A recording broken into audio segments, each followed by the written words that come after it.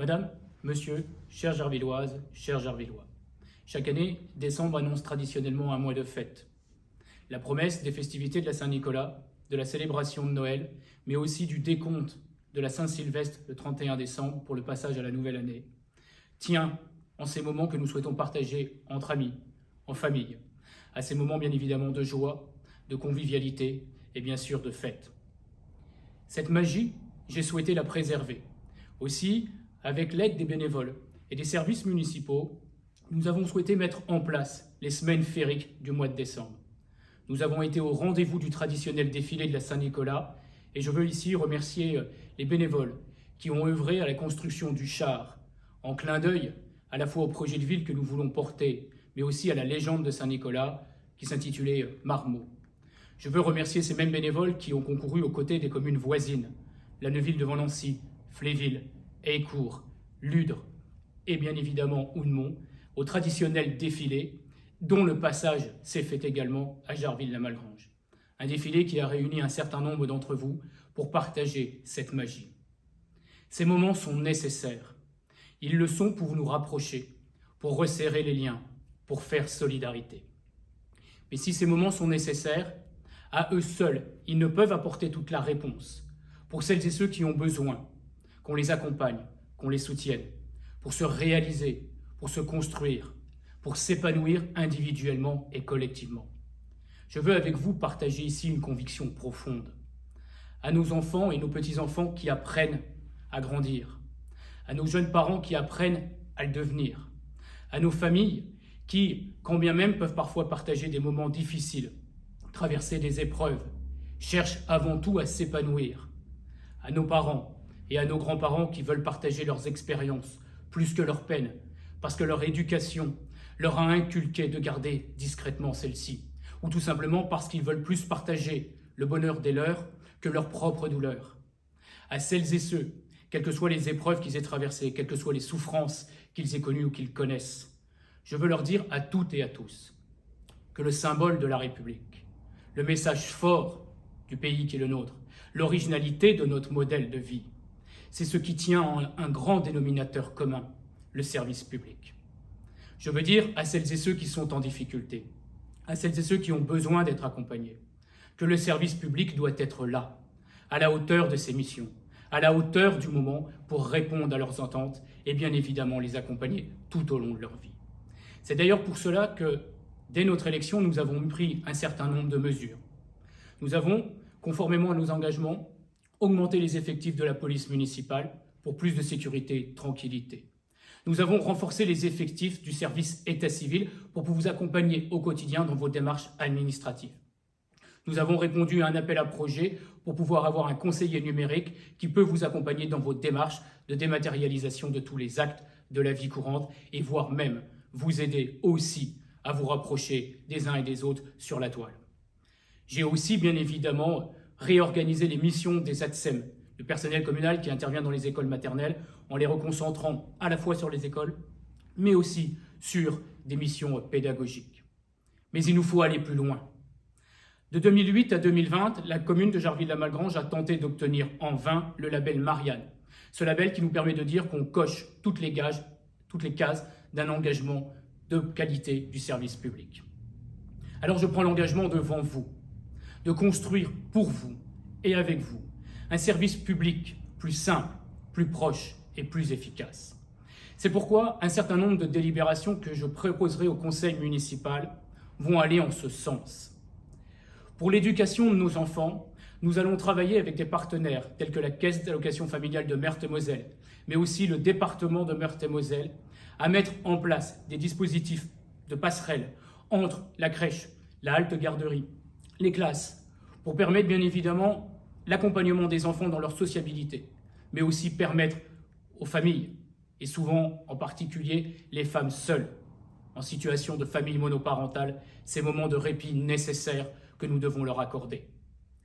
Mais nous allons aller encore plus loin dans les missions des ATSEM ou du personnel qui interviendra dans les écoles, à la fois pour proposer des dispositifs innovants qui permettent de mobiliser l'ensemble des acteurs, qu'il s'agisse de la ludothèque, du centre de loisirs et de l'enfance, mais qu'il s'agisse aussi, pourquoi pas, de l'intervention de la conseillère numérique dans un permis numérique pour nos enfants et les sensibiliser aux risques du cyberharcèlement ou des risques sur les réseaux sociaux.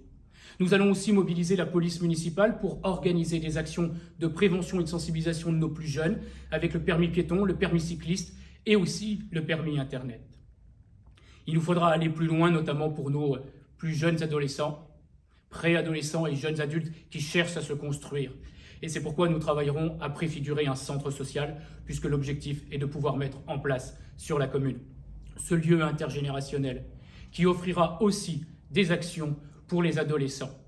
C'est d'ailleurs en ce sens que je proposerai que la ludothèque soit ouverte désormais le samedi matin. Mais pourquoi pas aussi en soirée, quelques soirs dans le mois, le mardi ou le mardi soir par exemple, pour accompagner les adolescents.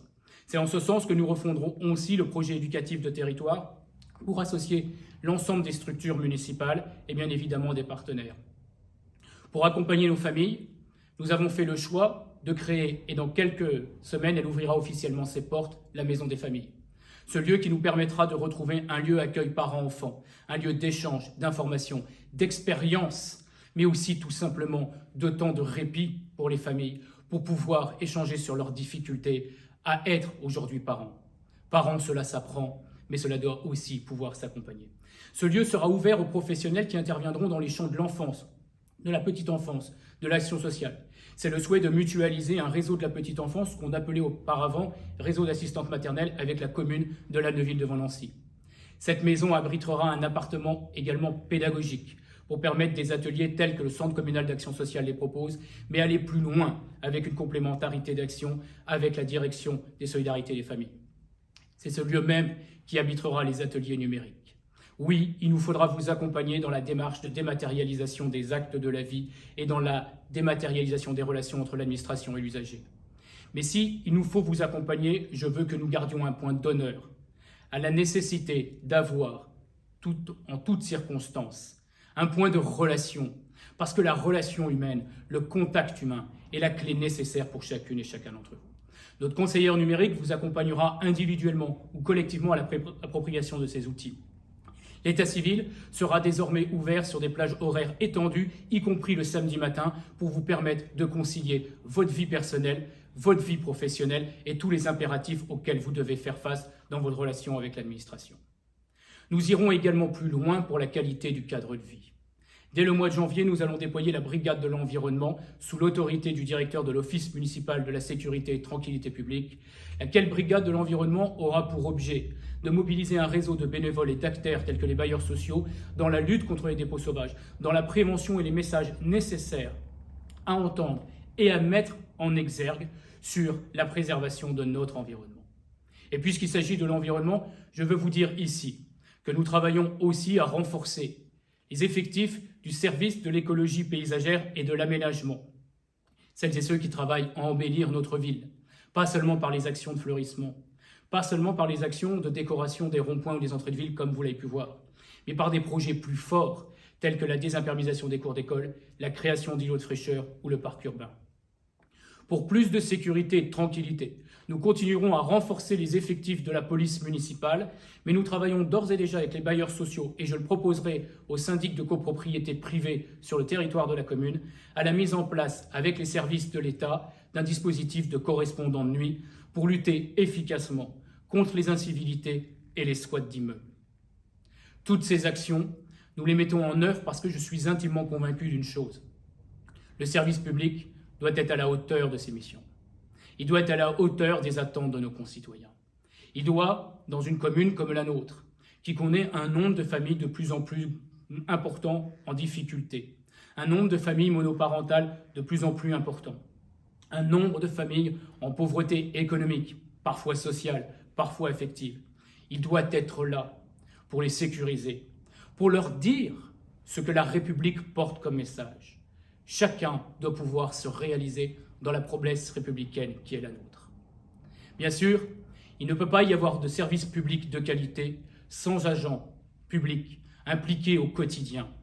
Et je veux dire à ces agents publics que je souhaite que nous puissions accompagner ces mutations nécessaires. Renforcer le service public, faire progresser celui-ci, Ce n'est pas mettre en cause la qualité des agents. Ce n'est pas mettre en cause leurs compétences. Ce n'est pas mettre en cause leur investissement. C'est les inviter à être à l'avant-garde de ce que leur métier leur demande d'être.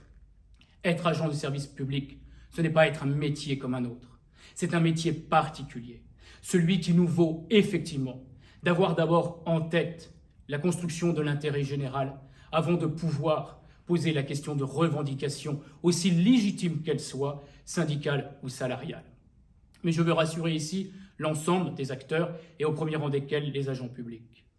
Dès mon arrivée, nous avons ouvert un certain nombre de chantiers pour réorganiser les services municipaux, pour refonder le régime indemnitaire des agents et garantir leur pouvoir d'achat, pour les aider à s'épanouir dans une évolution de carrière nécessaire là où elle était malheureusement étriquée, pour les aider aussi à prendre sens des actions que nous menons et que nous avons continué à mettre en œuvre. Alors oui, il nous faut accepter parfois que cela bouscule les habitudes de travail, que cela impose aussi de nous mettre dans le cadre légal de la loi en ce qui concerne le temps de travail et l'application des 35 heures. Mais est-ce pour autant une atteinte aux droits et aux devoirs de fonctionnaires? Non, je ne le crois pas. Lorsqu'on sécurise tout cela, on sécurise ce qui est de plus noble dans la fonction publique, le rôle même des fonctionnaires dans la continuité du service public. Alors le service public à lui seul ne pourra pas tout. J'ai cité au cours de mon propos différents intervenants qui viendront nous aider, des partenaires institutionnels, qu'il s'agisse de la métropole du Grand Nancy, qu'il s'agisse du département de Meurthe-et-Moselle, de la région Grand Est ou de l'État. Mais il peut s'agir également des bailleurs sociaux. Mais nous avons à renforcer les liens aussi avec les acteurs associatifs du territoire, qu'il s'agisse d'associations caritatives ou encore d'associations culturelles sportives. Je veux vous dire que lorsque le service public ne peut répondre à vos demandes parce qu'il n'en a pas aujourd'hui la compétence, en tout cas pour ce qui relève du service public communal, eh bien nous travaillons à des solutions innovantes. C'est le cas par exemple, bien évidemment, de la mise en place d'un Repair Café ou encore d'une recyclerie sur le territoire de la commune. Pourquoi? Parce que je veux rassurer celles et ceux qui pensent que demain la commune ne peut pas les aider à réparer leur machine à laver. Eh bien si. Nous allons vous aider grâce à ces dispositifs que nous allons soutenir, à la fois à consommer autrement et à faire face aux coûts, malheureusement, que la vie quotidienne nous impose parfois.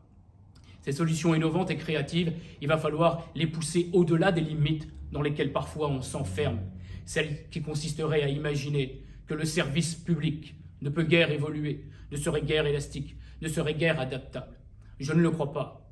J'ai intimement nourri depuis longtemps la conviction profonde et sincère que le service public, originalité certes à la française, est à l'avant-garde d'un certain nombre de combats nécessaires pour une transition démocratique, une transition écologique, environnementale, culturelle, sociale. C'est tout cela que nous avons mis en exergue et je veux bien sûr vous y accompagner. Vous dire, Madame, Monsieur, chère Gervilloise, chers Gervillois, que toutes ces actions, elles ont pour seul but de nous aider, de vous aider à vous réaliser, à permettre à nos enfants d'être autant acteurs de leur vie que de leur cité, à permettre à nos anciens de ne pas se sentir isolés, à permettre aux familles de se sentir aidées, à permettre à celles et ceux qui sont dans l'isolement ou dans le sentiment d'abandon, de leur dire qu'il y a toujours quelqu'un pour eux. Alors, au-delà du message, je voudrais, et vous m'en le permettrez, vous communiquer un vœu. Ce vœu, bien évidemment, c'est celui de vous adresser la joie de passer, et je vous le souhaite, de bonnes fêtes de fin d'année, de retrouver vos proches, de penser à celles et ceux que vous avez peut-être perdus, à celles et ceux qui nous sont chers et qui nous manquent. Mais pensons aussi à celles et ceux qui sont dans la douleur, en souffrance, en peine, aidons-les. J'ai envie de porter un message d'espoir, celui de ne pas avoir peur de l'avenir, mais celui de l'écrire ensemble. Je vous souhaite à toutes et à tous de belles fêtes de fin d'année et je vous donne rendez-vous dès l'année prochaine.